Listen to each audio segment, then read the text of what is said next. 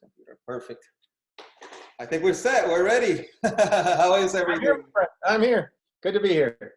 That's great. That's great. So, my friends, I am so honored to have this guest on our podcast today. Um, this man has done so much that it's hard to do a proper introduction. I can only say though, I one of the things I can say though is he's the author of the Trophy Effect, right? It's Trophy Effect. He's a master coach and with Tony Robbins platinum partners, and he's just so much more than that. I'm so blessed to have him here. So I'm just gonna let him tell you a little bit about himself. What we do here, we have this is a podcast on spirituality and spiritual awakening. But in the beginning, we always like to, like I say, get the ego out of the way, right? we're all gotta do something, right? It's not just being; we're doing too. So if you want to, tell us a little bit about yourself, about your background, your career. I know that it's you've had an amazing career. So if you want to tell us a little bit about yourself and what you're doing, your projects, and well, I got it. No problem. I will take over. So very cool. So since you introduced me as a coach for Tony, about half of my clients are through Tony Robbins. Privileged to be working with Tony. I have been for over 23 years. But then on the other half of them are private clients through a practice that I had even before I started working for Tony. So it was the fact that I was already doing teaching and coaching in this realm, more of the spiritual realm at that time, that I was even, recruited by the Robbins organization back in 1997. But so, yes, I've had a varied career. Before I was working in the self-help industry, even though I was coaching, it wasn't really coaching back then. There was no such thing. People didn't come to life coaches at that time. But yet we were doing coaching within the realm of whatever we were doing, the other self-help entities. But I was in manufacturing for a while. In other words, I had a regular life pre-spirituality. And, but fortunately found my way to Tony, and I've been there for 23 years. I've been coaching full time for Tony for 15 years now, 15 years for Tony. And it's such a privilege. So let's see. Now you want me to maybe talk a little bit about how I came to be what I am, or this is more of a free conversation, we will, it goes, the one outcome, the one intention of this whole podcast is that people that are going through the spiritual awakening, or that, are on their spiritual journey, that we can hear other people that have gone through it, or, are going through it. I know that when I first had my spiritual awakening, it scared it. I don't think I can cuss, but it did scare the shit out of me, right? So, that's the only one, basically one intention, just to make sure that that everybody knows that they're not alone in this. But yeah, we can. I know that we say I said that you're a coach, but I think that was an understatement. You are basically, when there is something real goes on in an event, or there's somebody on a suicidal or anything, you're the man they call, right? Like, you are the coach. Okay. And we're not, by rights, we aren't seeking out anybody that's suicidal. It's people who are, they're just very stuck in their patterns, and they're not feeling at all empowered, and they have those kind of feelings. So we're not replacing any kind of psychiatry or anything like that. But yes, oftentimes I'm working with people that are very much in despair, and stuff like that. But on the other hand, I'm also working with people who are very much empowered and working to change the world. So it's the gamut. But given what the context of this conversation is, we can talk a little bit about my personal awakening, because most of us who are awake, we're not. Usually very deeply not. And I was one of those. So for me, it really started back, in my, becoming of age. And, you know, I had this great friend I grew up with. I was very masculine. You know, we were out hunting and shooting and doing all kind of things and driving fast cars around. And he was my best buddy. And, you know, we went to college together. We came back and started working for my father together. And I was in charge of one thing. He was in charge of another thing. And we were just great buddies. And eventually I got married and he got married. And my wife had been working for me in this facility. And the HR people said, well, now that you're married, she can't work for you anymore. And it was kind of weird. It was like, well, what's the big deal? We were working with, but anyways, you know what? My buddy, he runs the department over there. Let's have her go work for him. It's no big deal. So they do. And within a couple of years, they were together every day and they got really close. And I didn't know his marriage wasn't going well, but his marriage wasn't going well. And so he ran off with my wife. Oh. And I was my best buddy. So I was 20, I think I was 28 at the time. And I was just, it was terrible. I mean, it was very public. Everybody knew it happened at the company. It wasn't pretty at all. And, you know, I wanted to basically kill them both, you know. Yeah. So, you know, so I was down. I remember not getting out of bed for 30 days. I was just in a terrible spot. And so when I finally got back to work, there was this one guy in one of the departments that knew I was in a bad state. He goes, look, I got something for you. I just finished something. You got to go do it. I go, he goes, it's the S training. Now that was back, it was now called Landmark. There was something called the S training. I had never heard of self-help. I didn't know it existed. I didn't know anything about spirituality. I knew nothing. And he told me about it. I said, it sounded intriguing, I'm thinking, but I'm not going to admit to anybody that I need anything. But it was so intriguing that even though I told him I wasn't going to go find out about it, I went. I didn't tell about it. And I sat there listening to the little pitch they were doing. I said, man, I think I want to do this. So I ended up going to the 2-weekend course back then in 1980. That was the S training. And, you know, I think I'll take this through a whole little piece of the awakening that was pretty cool before I get to the awakening. But so it's a 2-weekend course. If anybody knows anything about the old S training, Landmark now is a long weekend, but back then it was 2 separate weekends. So I don't know what I'm up for. I'm just intrigued. And I'm sitting there on the first day, and this guy comes out, introduces himself as Dr. Jeff. And he had been a doctor, but got so turned on by the practice, by the training, that he quit medicine, and he was now a trainer for Werner Arrow. Anyway, we go through the first weekend, and I am blown away. I don't really understand what I'm hearing, but I'm knowing it's the truth. They're speaking, it's like, wow. And I was more excited, intrigued, but I couldn't wait for the next weekend. Go home in between, you go home for the next weekend, I go, this is going to be great. I don't have any clue what I'm hearing, but I know it's true, and I know I want to grasp it. So I get back for the next weekend all excited, and this lady walks out on stage, and you know, they have like trainers and helpers and people that like introduce the people and give you the rules. So I figured she was one of those people. But then she says, hi, my name is Laurel Sheep, and I'm going to be your trainer this weekend. So it wasn't going to be Dr. Jeff. It was going to be this woman. And I was like, you got to be kidding. This woman is going to teach us about life? I'm looking at my little voice saying these things. I'm like, you got to be kidding. It's like, where's Dr. Jeff? I was thinking about leaving. I mean, right away, I was really just based on my own bullshit in my head and my masculine, you know, dishonor and respect of the feminine. You know, there's no way she could be Dr. Jeff. That's my thinking at 29 years old. So anyway, so she starts talking. And of course, through my filter of what I'm perceiving, everything that came out of her mouth was crap.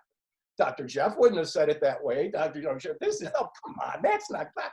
Well, I'm obviously not the only guy in the audience feeling that way, because the guy next to me is like shaking in his head. And finally, he stood up to say something, and we were about 10 rows back, and they gave him the microphone, and he got in an argument with her. He got in a big argument, and I'm sitting there going, yeah, this is good. You know, at some point, he threw the microphone at her. Now, I don't think it was to hurt her, but he threw the microphone like he was done. She picked up the microphone very calmly. She walked it down the aisle, and right next to me, she handed it to him. And I'm thinking like, yeah, okay, you tell her, buddy. And for the next 20 minutes, she proceeded to cut him up into little bitty pieces in such a beautiful, eloquent, spiritual, amazing way. And it was just, I was watching and I was like, and in that moment, I realized I was an asshole. She was magnificent, but every woman in my life was magnificent. And again, I was an asshole. But I mean, in such a profound way, it completely shifted me more than I ever thought of learning or a teaching would shift me.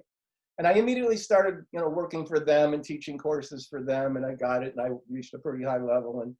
But I still, I got it. But still, I didn't think anything was missing, but I really hadn't had that moment of any kind of a deeper, understanding of it. I knew it, I felt like it, and I was teaching. It was really great. So I'm in Seattle about a year and a half later, and I'm on a business trip because I was still working. I mean, nobody got paid for any of that stuff. I had a job, my first job, the one where my best friend ran away with my wife. And so I'm traveling the country. I was in charge of something. So I was on a business trip in Seattle.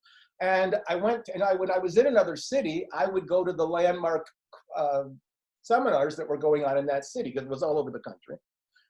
And I would sit in. And this particular night, for some reason, I usually would go with somebody or I knew somebody from the work, but I didn't know anybody. It was like a couple hundred people. And I had never felt this before, but I was feeling like I wasn't part of it. Here I was a teacher of it back in Ohio, and here I'm feeling very excluded. And I'd never noticed that feeling before because I'm very out there and I was in charge. And I really, what is this? What is this feeling? And by the end of the night, I was doubting myself. I was thinking like, who do you think you are? You teach this stuff and you're not, and you don't even get it. You can't shift your own state right now. You're a fraud. I'm thinking like, this is crazy. Yeah. And so finally, as I was ready to leave, I wasn't even going to say goodbye to anybody. As I was ready to leave at the end, everybody was hugging each other and kissing each other. And this one lady came up to me. She goes, do I know you? Are you new? And I go, well, I'm not even from here. I'm just visiting from my. She goes, well, give me a hug. And so I go, well, okay. So I gave her a big hug. And she goes, so great to have you here. And in that moment, this giant light bulb went off. Because I realized in that moment that she gave me a hug. And I felt good when she gave me a hug. But it was within me, I could have given her a hug. I could have given everybody else a hug. So even though I was feeling separate and alone, it was up to me to go give somebody else a hug, which I already knew. I knew it intellectually. But for some reason, I hadn't gotten it in my heart. And not that I was a fraud, but it was so obvious to me that I was not bringing it. I would play in it. I got it. I understood it, but I wasn't bringing it. I wasn't owning it. And so in that moment, I went around and gave everybody a hug. Not to do it, I felt it. It was like, wow, this is the truth. Something is flowing through me that I wasn't allowing to flow through me, and now I'm allowing it. And there was a breakthrough. And I was on cloud, and I had this amazing epiphany that, suddenly, now it was flowing through. And it was flowing through me at such a high level, I got back to my hotel room, and I couldn't sleep. I'm going to go in. I got to just keep giving hugs. So I went up to the rooftop lounge where everybody hangs out and has some drinks and stuff. And I walked in looking for people to hug. Now remember, I'm no longer in a seminar environment. I'm with human beings that are having wine and just playing up. And so I was thinking, well, yeah, I don't care. I'm just going to give people hugs. But instead, I saw these two ladies at the end of the bar, and one was crying, and they were having a very serious conversation. And so I just walked up and intervened. I was already coaching people, but I just walked up and intervened. Now you got to remember, I was obviously bringing such a level of light, love and light to the party that even though they were a little bit like, who the hell are you just walking up here? They very quickly allowed me in. And it must have been because of whatever was flowing through me, because there's no way there was never a moment of who the hell are you? I said whatever I said so overtly, beautifully, and lovingly that I just simply gave them virtual hugs, that I asked them what was going on. Turns out there was a big issue with relationships. And in about 20 minutes, all three of us were crying and loving each other. And it was like, they had never heard anything like that when it came out of my mouth, and they saw a possibility. And it wasn't even about the issue anymore. It was just this, it was like, what the hell just happened? And they were like, they gave me a big hug, and now I'm on fire. Now I'm connected to something much bigger than me. And where do I go next? Well, there's a booth right here with 6 people in it. And I go over and say, what's happening, guys? How we doing? I sat right down. And they look at me like, who the hell are you? And I sit in this booth, I go, all right, who's ready to have some fun? They go, well, we were already having fun. Who the hell are you? I said, nah, you're not having fun. I am fun. And they started laughing. But then next thing you know, it's like I say, so, all right, so who's in need of some support or something? I don't know what I said. But within 5 minutes, everybody was like, what is going on here? And it was had a mini seminar. I mean, we had everybody was telling the truth. Everybody was crying within about 20 minutes, seeing the possibility, what was true in life, and who they were, and own themselves. I had a couple that was, that were, having some challenges. We completely resolved those. This is like in half an hour. And now we all gave each other hugs. They were looking like, what the hell? And I walked out of there like off the ground. I don't remember how I even got to my hotel room. I mean, I don't know how I got there. All I remember is coming into my hotel room. Wow, what is that? And in that moment, Spirit showed up, God showed up, and pushed me down on the bed and said, okay, you earned it. And in that moment, for the next hour, I was in the ether. For that next hour, I was everywhere. I was nowhere, I was everywhere. I was all time, no time. I was in the presence of the universe, presence of Spirit, presence of God, and I saw it all. And I saw there was no time. I saw it was all very clear. I was completely blown away. And I saw that I saw the whole thing going on in my relationship and how it was all me and the truth of why it was. I saw my own perceptions through my ego, my survival mind, my animalistic mind. I saw it all. I saw the reason why we were here, what was possible. Saw the other side of the universe. I mean, it seemed like it was like 5 minutes or 5 years. It was the weirdest thing. And in fact, when I finally kind of woke up and just was in awe, I looked at the clock and I realized I had been in that place for like an hour. But it could have been forever. It could have been 2 minutes. So anyway, but in that moment, I was awake. I was awake. And it was like, there was no questioning anything. There was just knowing why I was here, but that I was no separate than anyone else, that we were all the same, that we were not a theory, like it was true. And I thought, oh my God, I saw myself as one with Spirit, one with the universe. And from that moment on, I began teaching it. And I thought I was teaching it before. No, I was teaching spiritual theory before. And now it was just flowing out of me like the truth. So, and that's what I became, who I became. And Wow. from that moment on, that's what I've been teaching. I saw the trophy effect come to me and all the things. Well, the thing I later called the trophy effect, because I didn't call it that in that moment. I just saw the truth of who we are and the way the mind intervenes and keeps us from really truly experiencing ourselves as fully one with everything. And so that's what I've been teaching. But I combined it, though, with the way I was already teaching and my personality, because spirituality, the message is, spirituality is not separate from you. It's not who you are. But so many people, when they get spiritual, they think that, well, okay, well, now you got to be spiritual. I'm going to be softer. I'm going to maybe do meditation. I am not at all saying you shouldn't do those things or those things aren't a part of it. Mm-hmm. Mm-hmm. But they are not, there's no such thing as that. There's just being the truth. And so, when I'm doing spiritual teaching now, any kind of coaching, any kind of teaching, by the way, I can't do any coaching unless my first sessions with everybody is to cause them to awaken. Okay, I don't care if they're a business person looking to expand their $4 billion hedge fund. You work with me, and for the first 2 or 3 sessions, I'm going to transport you to that place. Now, it's up to them how deeply they go. I've had people that have like completely transformed in 3 sessions. I've had others that but they're always going to get enough to know that they are not their mind. They are absolutely going to leave those 3 sessions clearer than they ever were before. So they get that, and then they take that out into the universe, and it transforms them however it does. Some people continue on with me to the journey. So many people are looking for that moment, like I had, that awakening moment. And I look back and I realize that although that moment was paramount in my life, it was really just a little shift, because I was already basically teaching that anyway. And it's not like it confirmed it or anything like that.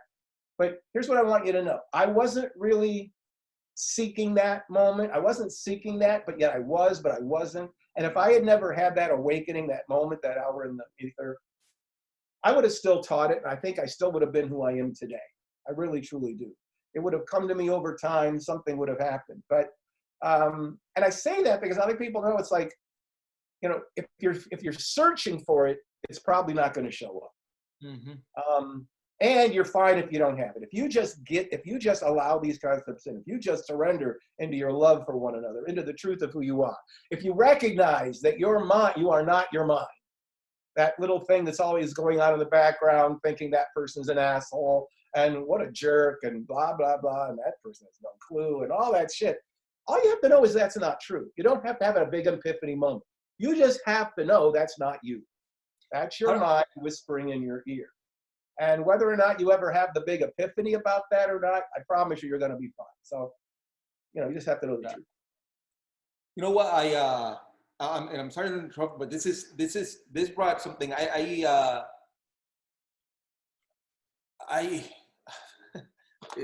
getting goosebumps. I had a similar experience, but it scared the shit out of me. Like I'm listening to you have that experience. You mentioned that, so I want to hear about that. What was so scary?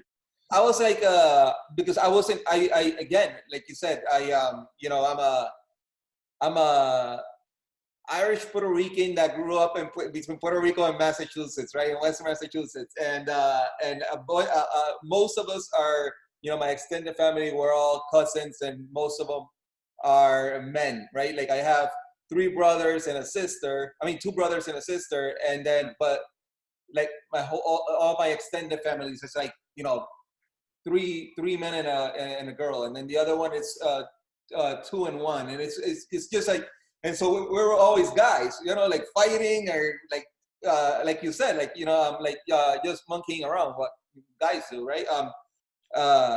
But I was very short-tempered, so I started meditating. One of my cousins, he had a spiritual awakening early on in his life, and he got me into meditating. And it was, the point of meditating was so that Hulk wouldn't get out, right? Like you know, just trying to keep it at a surface.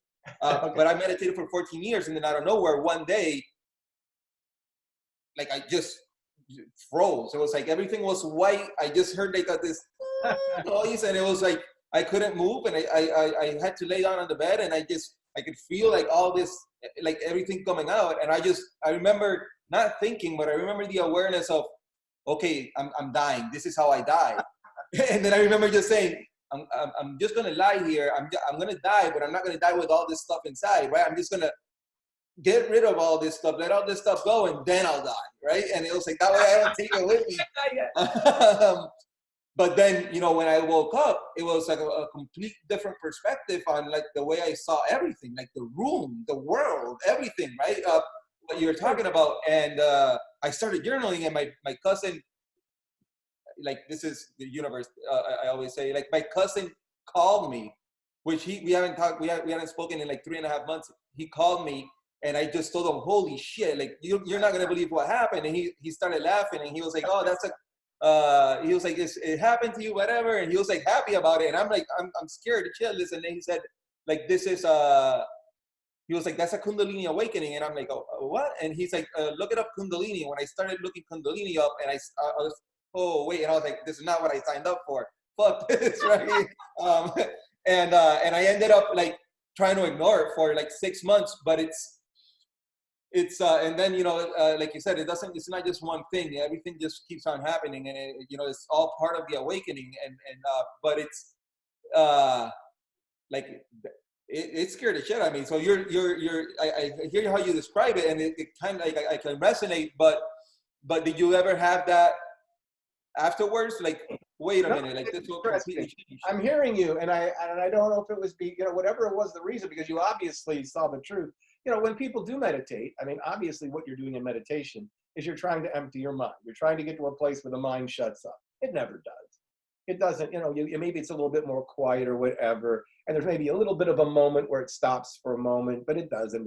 And then, of course, in the moment of an awakening, the mind does stop. In that moment, the mind goes stop, and what happened is you stepped into the ether. There was an opening and you stepped into it. You got sucked into it. So, and again, it looks like it's like a near-death experience, because that is what happens in near-death experiences.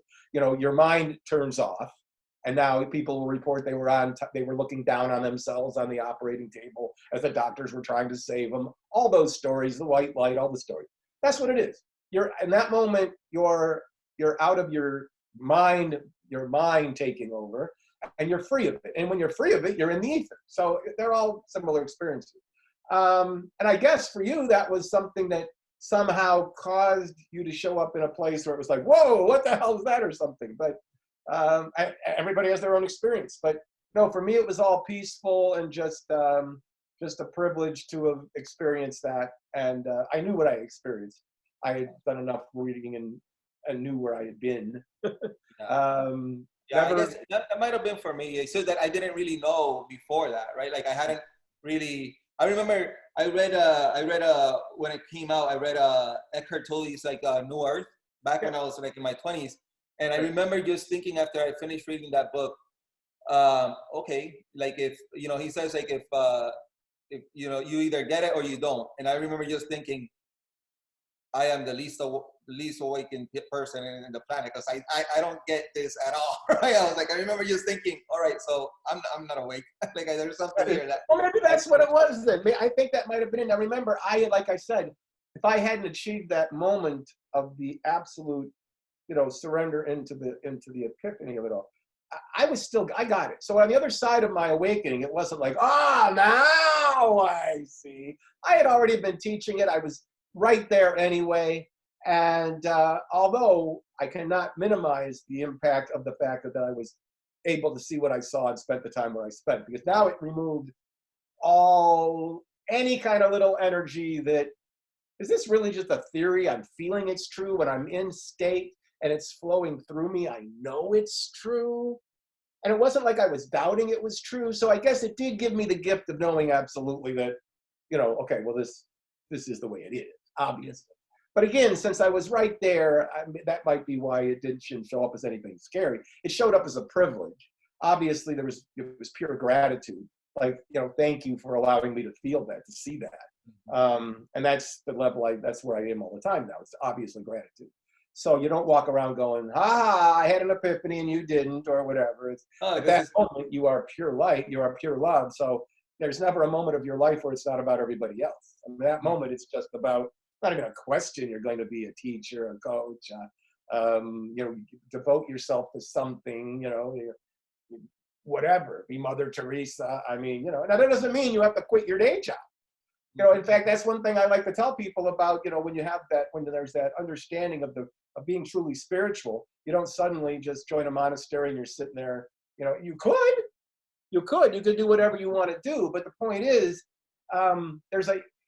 it's like so many people that's like, well, if you're spiritual, you're not gonna, I don't know, be wild or outrageous or crazy or whatever. No, I mean, the truth is, I'm absolutely clear. I'm free. And, most of the time I'm pretty outrageous. Everything, if you coach with me, there's going to be a lot of swearing, a lot of truth, a very high level playing where I reach in, grab them by the heart, and we talk truth. It's fun. It's outrageous. It's not like, well, let's go there and let's see what's the truth. Exactly. I'm not making that wrong. Yeah, but that's not what it is. I mean, it can be. Yeah. But no, it's telling the truth. we reach in, we grab people by the heart, and we shake them. That's what I And was gonna say. When you said that the first couple of sessions, you're gonna make sure like after that they're gonna they're at least gonna know that they're not their mind. That's not an easy place to get to, especially if you're in your mind and you're I don't know, you have a $4 billion hedge fund. Like it's not easy, right? no, It's no, not. no, no, That's no. not an easy place to get to. No, and Coming from the mind. that's the gratitude I have for the epiphany, because in the epiphany I saw the truth of what it was to get there. So that's why I invented the trophy effect. See, when I take people through the first 2 sessions, I take them through. I don't teach them what it is. I take their mind. I'm actually tricking their mind. I'm getting rapport with their mind. I get them to see the truth, and we walk it through a place where there's a moment where they get to see what they need to see. And they get to see why it is that way, and they can't argue with it. Because I take it through a way where they're agreeing with every little thing on the way there. I don't say, I'm not giving them a theory, I'm not giving them a new way to look at something. And we stop every couple of minutes along the journey, and they, yeah, that's true. Okay, good. Then we go to the next thing. Oh yeah, that's true. So once their mind is agreeing with everything that's true, their mind doesn't know where we're going.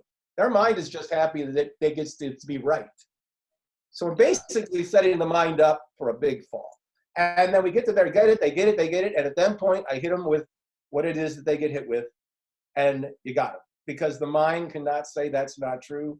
And you just had the mind just tell itself that it was full of shit. And in that moment, they go, oh, shit. And they see it. And they see it. And they got it. So it's pretty powerful stuff. That's awesome. So you can say that you're kind of like an alarm clock. You're right there, Oh, yeah, right there. that's right. I wake them up. Here we go. I wake them up. I wake them up. And I only give them a little bit of a preview that that's when it's going to happen. I mean, it's not like, because I don't want the mind to start digging in its heels and going, oh yeah, you think I'm going to let my human being wake up? I got control. I'm the ego. I got control of them right now. And I ain't going to let you take them where I don't want them to go. And so I don't announce where we're going. I let them know it's going to be very insightful and all that good stuff. But that's why I get the mind on board. The mind is like, yeah, that's right. Mm-hmm, yeah. Mm-hmm, Yeah. and then I pull the rug out from under.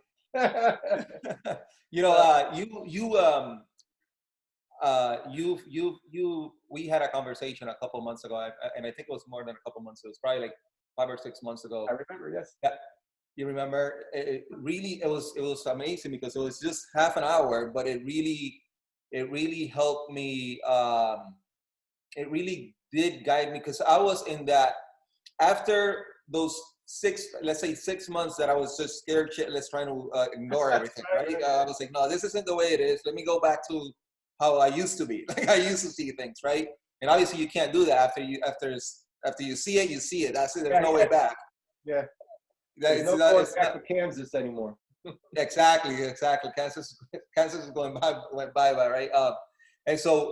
And then something happened to a friend of mine, and just got me to a point where this is it, right? But then I did spend the time that I thought I was going crazy, and that's actually why one of the reasons why this kind of like I always say this clear this mechanism program, like the website and this podcast and the mastermind, everything is just kind of like happening through me. It's kind of like creating itself through me because it was more of like that purpose of helping others that are helping people so that everybody knows that, like what I thought in the beginning, I was like, I thought I was alone in this, right? I thought I was going crazy. And then, but you helped me with something. You really got me out of that being part, because I took some time that it was all like being. And I didn't really know how to get to that being and doing, right? Like, how do you live and like, how do you do while you are, right? Just coming from. And that's a beautiful thing. And it was a privilege to take you through that little process, because you had obviously already seen what you needed to see and you were in that state. But here's what happens, and and it happened to me, even like 10 years after, 12 years after my epiphany. In the real world, you're out there. Look, when you have a spiritual awakening, when you're clear about the truth, and you understand what's really flowing through you, and you know you're not your mind and you're not your ego. You are not that. You are one with the truth. You are one with God. You are one with spirit. When you know that, and you know that we're all one, and you know that we're all connected, it's nice to know that. But when you're out there doing things in the world and running your restaurant or running your business or do whatever you do in life, and you still do that while you're in, we're all connected. I mean, it's not like either or. There's still this thing, we're still human. So we're still existing within our human realm. And that's what I like to tell everybody. It's like, look, if you're really into or you want to this isn't useful for you anymore. You don't need to have a job. You don't need to have a business. You just want to declare yourself, like money is not serving you, and you want to go join a monastery and just, pray all day long and be one with spirit. It's an option. It really, truly is. And that's one way to not fall prey to the mind and the ego whispering in your ear. So often I'll hear people, and I've worked with people like that, they're just like, well, it's a beautiful existence. You're never tempted. You're never this, because there's no right and wrong. Nobody's worrying about the plan, the marketing plan at the monastery. They're not worried. So there's no mind, wanting to dominate the guy across from you, like you're an asshole and my way is better than your way. It's not there. It's not that they've beaten their mind. They're not in a work environment where the ego is going to, they're usually not even being in a place where there's a love interest, or they're worried about, does that woman love me or does that man love me? All that stuff. So I'm not saying it's easier. They just chosen to be in that environment. And so when they're in that environment, it's a beautiful place, and that's what they've chosen. But those of us that are still in the real world, we have said, well, that's really great. I'm glad I got conscious. And boy, it's just a great way to be in life. And I'm so privileged, and it's just a beautiful thing. And I want to teach others that. But I also still like making things happen in business. I like, I like working with the guy with the hedge fund. I like working with the guy that's running this. And so when you're doing that, you still fall prey to, your ego still whispering in your ear. Now, to tell it to go screw itself, but you're still, you get caught up. So there was a time in my working with Tony when I was working directly with Tony and on the executive team. And at one point he got so big back in the, in the 2000s, early on, that he was no longer running the company anymore. Now he brought in somebody from the outside, a very qualified guy who ran a very famous organization, came in and was now in charge of me. I was a vice president. That guy was now in charge. And all us vice presidents reported to him. Now, I hadn't reported anybody other than Tony before. And I kind of liked reporting just to Tony. Yeah. And now Tony's out doing things, and I'm reporting to this guy who wasn't even part of our company. He came from the outside. And I noticed that my ego mind didn't like that. And at first I thought, well, I'm bigger than that, so I can work with the guy and I'll be fine. But I never realized that subconsciously my mind I had taken a hit to my true masculine intention. Before, I was pretty strong, masculine. I was being on top of my game. I was like the man, not like a jerk or an asshole, but I was feeling my masculine intention. It allowed me to make things happen and allowed me to be, strong-willed and all that good stuff. But I realized that in the presence of this particular new guy, I was not myself. I didn't know why. I thought it was just because I was upset that he didn't really know what he was doing. And here I am having to report to somebody that doesn't even know what we're doing around here. Yeah. So, but at some point I did have the epiphany, and I got to see that my masculine intention had taken a hit. And instead of being like a 10, I was like a 4. And I went in and I immediately, when I got that, now I had another little awakening. Because once you think you've had just one big awakening, that's the end. Oh no. You continue to have little insights and awakenings all the time because you're now allowing for that. So I got that, and I immediately walked in and I apologized to the guy. And I said, look, I don't know if you've noticed, but you haven't been dealing with, all of me. I've been holding myself back, and I just realized it, so I want to talk to you about it. He goes, well, that explains that. I go, what? He goes, that explains that. I go, what do you mean? So obviously he had noticed. But the truth, he goes, when I first came in here, they had all told me, oh, you're going to love working with Michael Nitti. He's got it. He's together. You guys are going to be full partners. It's going to be great.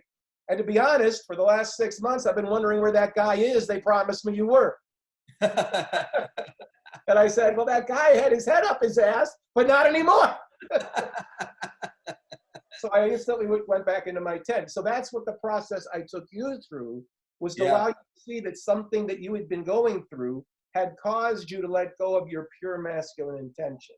You know, you were still fine, but you were almost being more spiritual than strong. Mm-hmm. And so what we did together was cause you to see that. You saw it instantly, and you were able to step back into your full strength, not just walk around as Mr. Spiritual.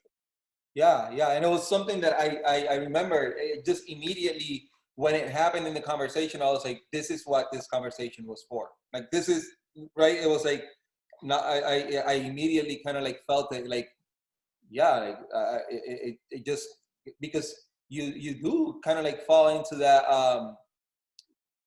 that being, and that, you know, you, after you experience that oneness and everything, and it's like, at some point, or at least like in my journey, it was like everything's like beautiful, and you start seeing things different. You kind of like, it's a little different, especially if you had a masculine energy before, because I was the same way. I was like always, you know, in sales and marketing, and let's get this, you know, like let's make it happen, and hitting our goals and doing everything, and then out of nowhere. So getting back to that you. Yeah, and I had resolved it once and stepped back into my masculine. But yeah, when you get spiritual, you actually, there's a part of you that actually thinks you should give up that part of you. You know, you're not going to be walking around being strong and masculine. You're going to be softer and more gentler. Everything is love. And, you know, in fact, when I joined Tony, everybody thought, wow, you know, everybody was a pretty strong masculine energy. Was in there, everybody's making things happen. Now, I still made things happen. I was just making them happen from more of a loving place. And I still had my masculine intention, but it had been softened to some degree. But that's what we think. Remember, remember when I had my first epiphany, remember you're talking to a guy here that was absolutely man are men, women are just little women. And and so when I saw that was wrong, and I saw that was bullshit, it's like throwing out the baby with the bathwater. I turned off my strong masculine, which was appropriate, the asshole masculine, the dishonor and disrespect of the feminine masculine. I appropriately threw that away. And then from that moment on, just absolutely honor and admire and adore the feminine and serve it, you know, wholeheartedly. But when I threw that out, I threw out the baby with the bathwater and threw out the strong masculine, the hero masculine. You know, now I got it back to the degree that I was kicking ass with Tony and everything else. But again, it got, you know, during that moment I'm telling you about, it went back down again. So we got to keep checking in. So the bottom line, and we'll leave it at this then, is that when you do attain a spiritual awakening of any kind, or you are allowing yourself to be in a softer place, you know, where you're really, truly just feeling the love, which is usually obvious, which is, of course, a feminine energy. And you're even bringing in your magician more, which is a feminine energy. And you're thriving that way. It's a beautiful thing. You know, and if you're not running a company or doing anything else, or, you know, then it doesn't even look like something's missing. But if you are out there, you know, looking to achieve something, to accomplish something, to make something happen, to be bold and courageous, not like that's right, and softer and spiritual is not, but you are going to have to recognize that you now need to bring your masculine energy more to the party. You know, now not instead of, but married to your feminine energy, your love. So it's like, it's always a dance between the two, and you don't have to give up that masculine, you know, especially if you're going to show up as in a relationship. There's a polarity that's there, and you don't want to give up that masculine. But of course, some of us are in, even if you're in a different, you know, your natural state is something different, whether you naturally are more feminine. Remember, just because we are a certain way, even our sexuality, if somebody's more this or more that, the energies we bring to the party are independent of that. And if you're going to make something happen, you're going to step into your king and your warrior. And if you're going to be more intuitive and really own everything that's going on, and live from your softer, more beautiful, connected energies, that's going to be your feminine, independent of your sexuality or what's happened in the past. So it's necessary to know that, so that you're in control of them, they're not in control of you. Exactly.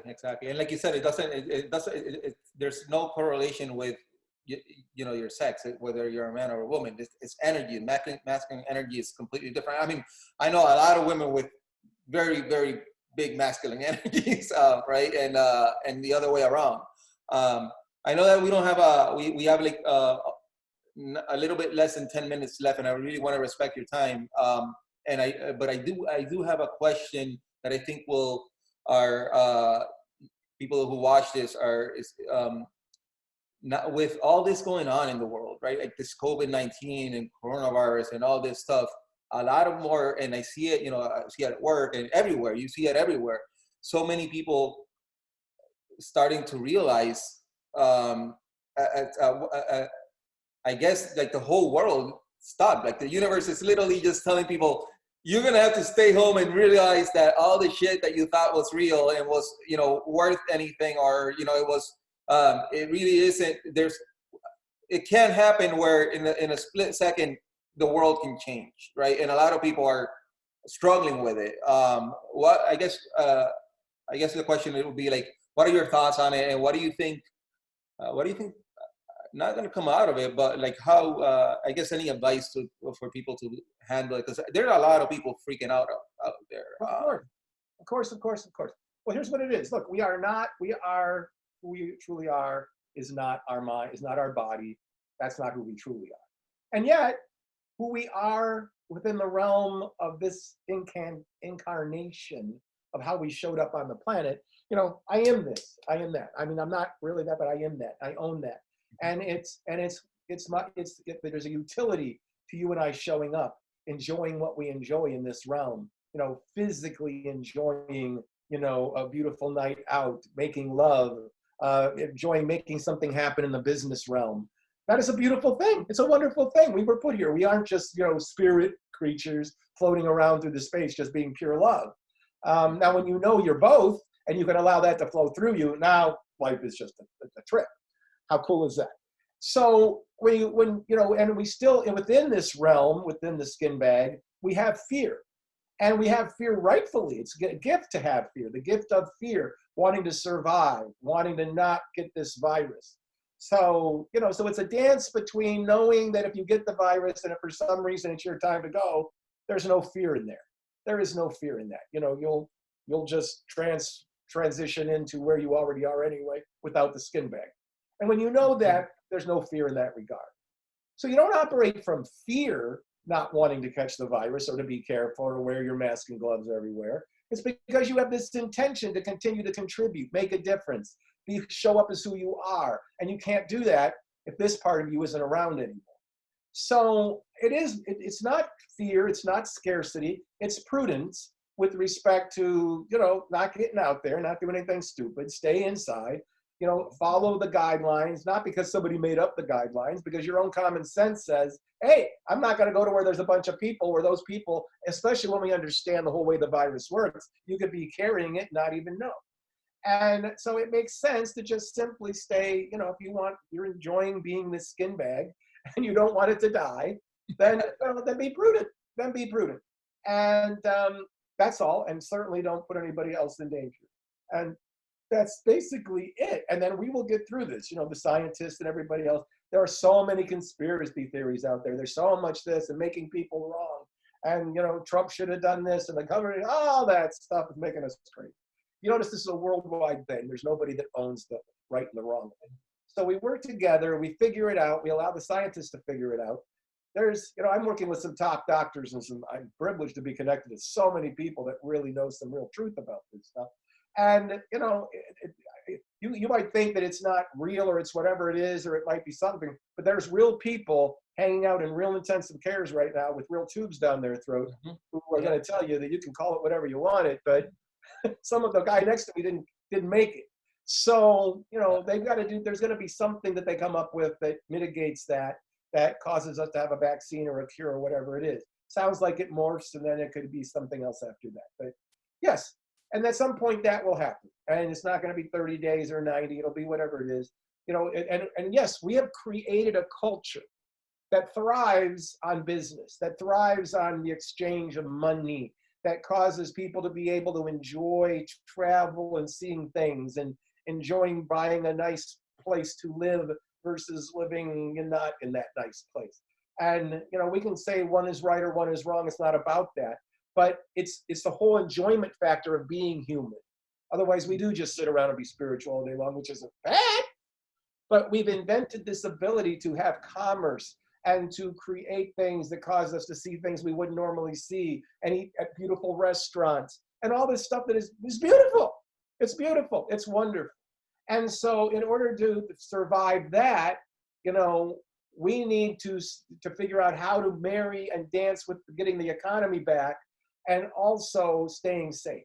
And together we will all do that. One person has this idea, one person says it should be a month.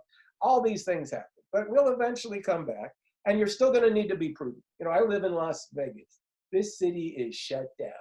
You know, we enjoy going out to the beautiful resorts and everything, and going shopping and doing all the things you do, and we love it. And we're not doing that right now. Now, I love sitting here talking to you as much as that.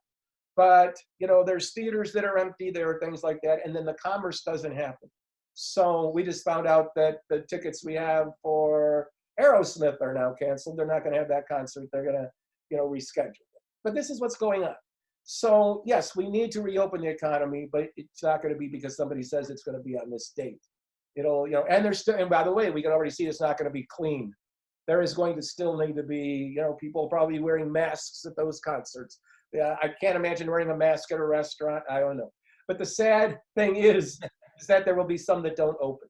And so what is happening here, the bottom line is, I think all of us are going to be realizing now that we are one, that we're in this thing together. I tell my clients, the bad news is this is happening everywhere. The good news is this is happening everywhere. Yeah. So we are all in this together. It's almost getting people to see that, you know, it's not, well, those people over there, and just trying to say, well, China started it and all that kind of stuff. It's so silly.